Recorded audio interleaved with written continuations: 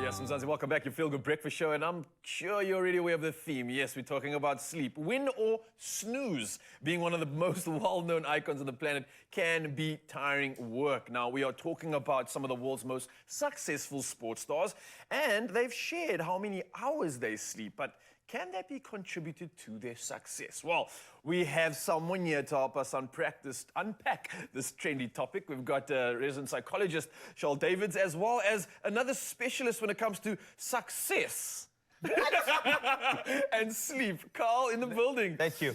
Thank you so much, Charles, for joining us. I just want to paint the picture here, guys. I was looking through an article, and it's crazy to see how this correlates, right? So just going through some of the numbers. We've got Cristiano Ronaldo, who has about like 5 naps throughout the day, but his total hours in sleep is 7.5 hours, okay? So that's Cristiano Ronaldo at the top of the soccer game. We've got Dwayne "The Rock" Johnson, who has 4 hours of sleep only, okay? So not so much an athlete, but definitely pushing the physical boundaries when it comes to everything he does.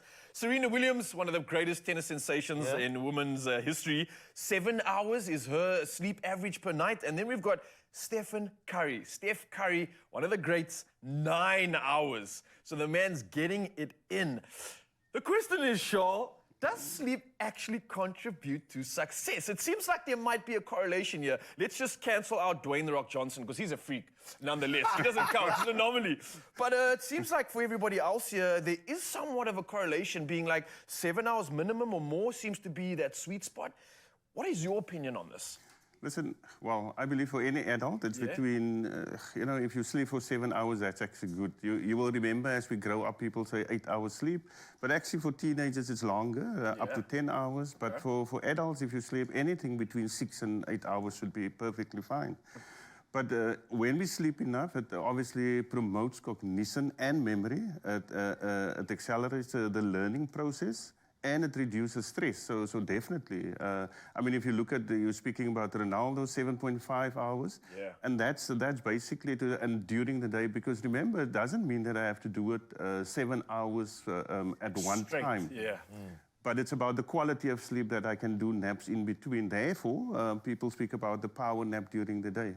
Ah, the power nap. Carl, I'm going to maybe pose this question to you, and then maybe I can get Charles to maybe assist on whether this correlates or not. So, does the sleep that you get the night before affect you on the day? So let's just say you have a good day's worth of sleep. Does it allow you to do more in the day? Do you find yourself being able to be, or do you find yourself actually affected by your sleep quality when you are performing or executing? Right now even, on the show as an example, or how does that affect you? The weirdest thing is, and I mean, I'm not even sure what the biochemistry is, that sometimes when I get less sleep, you are more obviously awake during this particular show. All right. But because I do 2 shows a day, the other one is a 4-hour show from 3 p.m., I need to make sure that I balance out. And as Charles was saying, the power nap in the middle is quite important. And I mean, a power nap for me, and also doing some research on power naps, it's got to be 40 minutes for me. 40 minutes to 45 minutes. If I go any longer, I feel groggy. Anything less, I don't feel like I have actually had a good recharge. When I do a 40-minute nap during the day, honestly, I feel like the synapses are firing again, and I can do the next project. So sleep quality is actually very important. It's something that I've been focusing on, especially in 2023. I think I let my sleep go last year, but I think sleep quality is important, and that is creating good environments for sleep.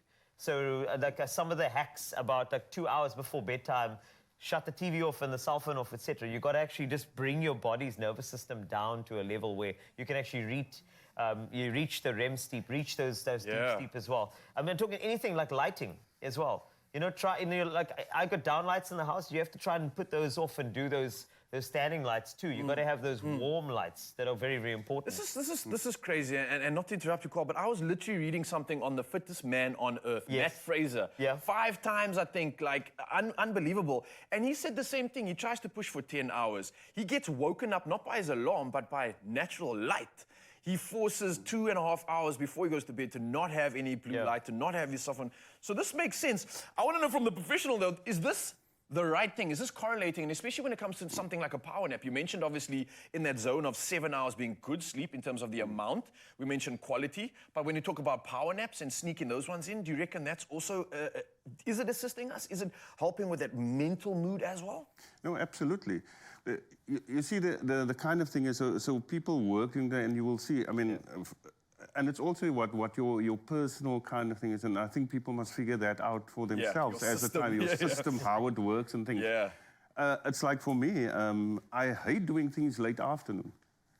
But early morning, you can give me anything, and it's about those kind of things where we feel the amount of energy that we need, and then it is about the sleep. But also, if I don't sleep the whole night and I wake up at 2 in the morning for sometimes for no apparent reason, it doesn't mean that I haven't slept enough. I will just get up and do some work because I've actually had enough quality sleep before that, and I can do the whole day that comes with it.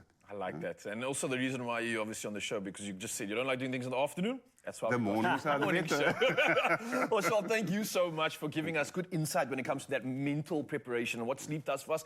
And then, Carl, I think it's so fitting to have someone like you here to kind of give us insight into, clearly, you're pushing right throughout the day. You've shown us the correlation between sleep. And I think if you look at Carl, you look at this insight that we have here, and obviously the article that we've just read through now, sleep is important, guys. This is your superfood. You need to feed yourself. Try push for 7 hours. Improve your quality of sleep. And I promise you, it could possibly be the best investment you make in yourself today. Go for it.